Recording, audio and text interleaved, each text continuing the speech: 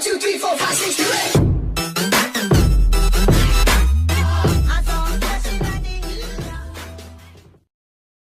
เฮ้ยข้าไม่ซื้อว่าดีเซอร์ยินดีที่ได้หูจักเด้อทุกคน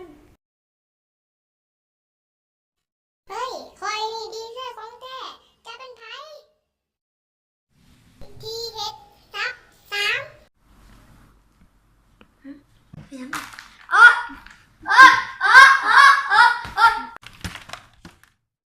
โอ้ยนอนมันคือหมักกวนเดี๋ยววะ 5 วิธีแก้หมู่มากวนวิธีที่1รักฐาน โอ้ยมันคือสลายต้องถ่ายไว้เดี๋ยวบอท่าเบิ้งมาแล้วบอมาเลยสิเฮ้ยเป็นยังไงยาหยอกนิดนึง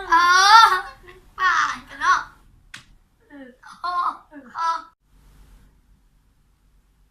นี่ป่าแบบนี้เฮ้ยไปบอกแม่ก่อนเด้อ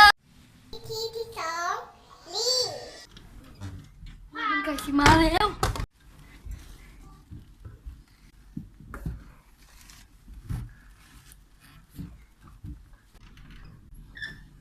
ยังรออยู่ วิธีที่3เฮ็ดไฟขึ้น ยังตึงยังเลย อย่าง สอนยังแหละใครนะ นี่ค่ะ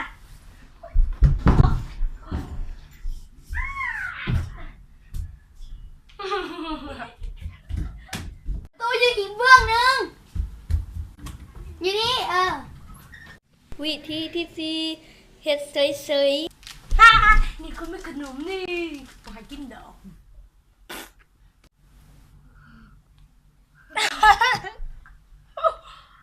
ผมยังวาสู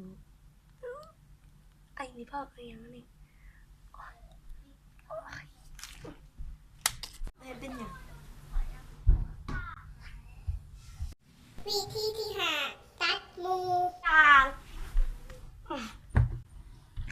อย่ากลัวเลยนะเราเป็นหมู่กันเลยบ่ เอา อย่าลืมกดไลค์และกดติดตามด้วยเด้อ